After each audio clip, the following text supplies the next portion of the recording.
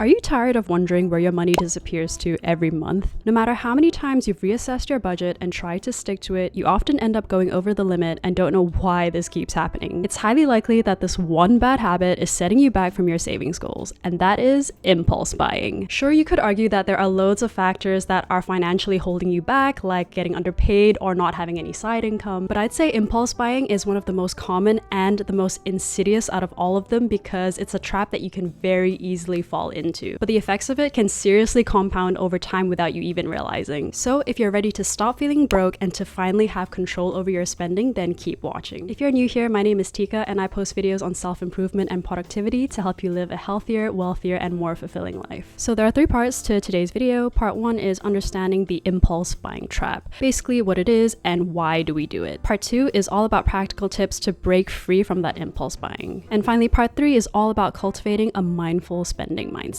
As always, I've included timestamps below if you want to skip ahead because I value your time. Part 1 is understanding the impulse buying trap. This is basically buying stuff at a whim without any advanced planning involved and without intention. For example, I have this problem of buying books unplanned, and books are expensive. I know that I can get it for cheaper through secondhand means and through other channels, but often this takes a lot longer and does require some forward planning. When I finish a book, I immediately feel the need to have another one at the ready ASAP, and if I don't have one, my instinct isn't just to go and do something else. I need to get another one. So off I go to the bookstore to get another book at full price unnecessarily. Often this can send me over my budget for that month, and this is a problem because of the effects of this kind of behavior over time. The repeatability of small actions done over a period of time will lead to significant outcomes. You can apply this to pretty much anything. So for example, if you go to the gym and you lift slightly heavier every week, then after a whole year, you're going to be a whole lot more shredded than you were a year ago. The same goes with money. For example, if you overspend by $100 every single month, $100 may not seem that much, especially as like a one-off payment, but if you total it over the year, that amounts to $1,200, which suddenly seems like a lot of money. That avoidable expense of $1,200 could be put to much better use, like for example, in paying off any debts you have or in buying high leverage items. And that's basically stuff that's going to get you greater returns than the investment that you put in. So for example, this could be like a course on how to start your own business. Let's get into why we do it so that we can start to figure out what to do in order to stop doing it. Impulse buying is a very psychological thing, so in order for us to curb the habit, we need to look at all the causes and triggers. Often it's because there's some sort of discomfort or negative feeling that we're trying to avoid. The next time you feel tempted to buy something, try to ask yourself these 3 questions. Number 1, what emotions am I feeling right now? Number 2, why am I feeling this way? And number 3, what activity could I do instead of spending that would help to solve this emotional problem that I have? Here are a few examples. So number 1, we've got boredom. You're bored and you just need to feel something. And spending money is a way of cashing in on that dopamine hit that you're just craving so badly. So instead of shopping, do something fun, like spending time with a friend or watching a movie or working on a passion project. Another one is stress relief, and this is the one that I probably fall into the most. There's something called the coping tax, which is the extra money that you spend in order to feel less stressed, especially from work. When I know that it's going to be a stressful and grim day at work, I'll just treat myself to a latte and then I'll convince myself that, yeah, this is going to be great for my productivity. I need this to emotionally support me throughout this day. Think about why you're stressed. Get to the root of it and try and fix that. If it's stress from work, is there a way that you could ask your boss to lighten the workload? Or maybe you're not clocking out early enough. The next one is sadness. And when we're sad, we are desperate for anything that will help to take that pain away. Sometimes the fastest way to do that is to just buy something that's going to make us happy. So instead of shopping, do something else that will lessen the sadness, like again, talk to a friend or do something that you love. When I'm sad, I often like to think things through, and what helps a lot is journaling all my thoughts and feelings. That helps to really put things into perspective and helps to neutralize the very extreme negative emotions. The next one is a big one, and it is basically the feeling of not being good enough. Why do we buy clothes that we don't need? So that we can look good. And why is that? It's so that we can feel accepted and loved and admired by others. And why do we feel the need to have that? Because then that means we're good enough. Our entire economic system, if you really think about it, is based off of the foundations of making people feel like they are just not enough. Ads and social media are constantly peddling this narrative that we are lacking in some way or another. Buy this product or that product to fix your skin, your teeth, your body, or whatever it is. If everyone loved who they were and didn't feel lacking in some way, then literally no one would buy anything and capitalism would just crumble in on itself. I have a pretty good example of this. So right now in my fitness journey, I'm in my bulking phase, and when you're trying to to eat more in order to gain muscle, you will inevitably gain a little bit of fat. And not gonna lie, I have been struggling a little bit psychologically and emotionally with the fat gain. So what I did was buy new workout clothes, which allowed me to feel a bit more confident in my skin. So for example, I got like this long sleeve black top, which would then like hide my arms and all my imperfections. And I bought this loose fitting crop top too for the same reasons. But when I really think about it, no one actually cares what you look like at the gym. I don't ever look at other people and think, oh, they look a little fluffier today, or oh, that person's gained a little bit of weight. I literally don't care about other people, but for some reason we feel like there's some sort of a spotlight effect on us, which means that everyone's looking at us. If I could just tolerate my self-consciousness and realize that no one actually cares what I look like, then I wouldn't have spent all this money. The next one is FOMO, and you see companies doing this all the time. For example, they'll have like a one-time only discount, or they'll have this product for a limited amount of time only. And it plays to our psychology because we don't ever want to feel like we're missing out on something potentially good. And so we feel the urgency to act on it because we never know when that opportunity is going to come back around again. Part 2 is all about practical tips on how we can break free from impulse spending. Number 1 is setting budget limits. When setting up your budget, allocate a fixed amount every month for your fun money, or save a little bit every month for your spending pot, and if that pot has money, go for it. If it doesn't, then you can't. Number 2 is create a shopping list. When you go to the grocery store and you don't have a shopping list in mind, then you'll end up usually overspending or buying things that you really don't need. And the same thing can be applied for general spending. Make a wish list of everything that you want to buy in the next 3 months, 6 months, or 12 months. Take note of how much each thing costs, then allocate each item to a month, and you have to make sure that the total allocated fits within your shopping budget or fun budget for the month. Number 3 is delayed gratification. When I see something that I really want to buy, I usually give myself at least a month to a few months for me to just think it over and to sleep on it. That extra time is super helpful because sometimes I'll want things in the heat of the moment, and then having that extra time will help to dissipate the desire and longing for that item. I find that for most things, if I give myself a month, I will just forget about it and I'll have moved on to the next thing that I want to buy. And then I'll give myself another month or another few months, and then the longing for that item will dissipate too. So the cycle just continues in that same way. In that period of time, I will ask myself all of these questions, and I would highly recommend for you to ask these questions too. So firstly, could I buy this thing secondhand? And for example, with most books, yes, I can do that. Next is, am I buying this just because there's a sale? In other words, would I still buy it if it was full price? Can I borrow it? For example, if you've got a costume party coming up and you're just missing like a scarf or a bandana, you don't have to go out and buy a completely new one, especially if you're not going to ever use it again. So try and ask a friend if they've got something that you could borrow. Is there a more value for money alternative? Will this help me to create income? For example, everything that I've purchased from my YouTube channel, from my M2 MacBook Pro to this microphone to my tripod, it's all stuff that's going to help me generate income through the channel. Do I only want this because I saw someone else have it? Okay, so for a time, I thought that I really wanted the Apple headphones, and then when I really thought about it, the headphones are only really cool depending on who you put it on. If I had no idea that Apple existed as a company and I saw these headphones just lying around somewhere, then I would probably think to myself, oh, who designed these really ugly looking headphones? No offense to any of you who have it, but I just personally don't like the aesthetic of it that much. I realize that it looks really cool to me when I see fitness influencers that I like using it on Instagram, but then when I see it in person, like on the train, let's say, it really doesn't look all that special. Of course, the quality of it is a different story, but you get what I'm trying to say. Sometimes we only want things because people that we admire or like have them, and we want to be admired in the same way or perceived in the same light. How often will I use this? If you know that it's going to be put into good use and you're going to use it every day, then I think it's worth the money. The next tip is to make it harder to do the bad habit. Companies have made it as frictionless as possible in order to complete the transaction process. The easier it is to transact and the faster it is, the more likely you will go through with that purchase. The trick is to reintroduce that friction back into the transaction process. Our generation is very quickly put off by inconvenience, so that's something that we can use to our advantage. One way to do this is to remove your card details from Google or your browser. And what this means is that it just won't auto-populate the fields with all of your card details. And then that means you'll actually have to go and get your card and key in everything. And hopefully that delay will get you to think twice about that purchase. The last tip in this section is about reducing your social media usage. This is unfollowing accounts of stores that you really like, and also unsubscribing from all company newsletters and emails. Guys, I'm pretty sure that you're super aware by now that companies are very targeted and intentional with how they are doing their marketing. They will play to the human psychology in order to get you to spend. If you're always being bombarded by offers and deals and really enticing enticing pictures of things that you like. And the more times you see it and the more times you are reminded of it, the more your brain is going to subconsciously think, oh, maybe I really do want this thing. And then you'll go ahead with the purchase. So part 3 is all about how we can cultivate a more mindful spending mindset. Number 1 is remembering your why. This is all about having a long-term, bigger financial goal in mind. Think of it like this. If you're spending money on this thing today, then which other area of your life is this taking away from? So for example, I want to buy more activewear just because I like it, but I know that I also want to buy a new camera for my YouTube channel. So me buying more activewear is going to take away from that bigger goal of getting the new camera. When you have a bigger purpose, it really helps to put things into perspective. So whether you're trying to get out of debt or put money down for that dream home, or if you're saving up for that once in a lifetime holiday, keeping your financial goals at the front and center of your mind is going to help you to stay focused, and it's going to take you out of that short-term thinking. Number 2 is having friends with good spending habits. And I think this is such an underrated tip. There's a saying that you are the average of the 5 people you spend the most time with. And it's so true. Whenever I talk to my non-spendy friends and hear how they think and see their attitude towards money, it really does make me think twice, and it inspires me to be a bit more like them. But when I'm with my more spendy friends, I will adopt a more blasé attitude towards spending, and I'll usually end up paying more because we'll go to fancier places, and then we'll be like, oh, we should order these sides and that thing, and oh, we should definitely try the dessert too, and oh, let's go get drinks afterwards, and then after that we should go to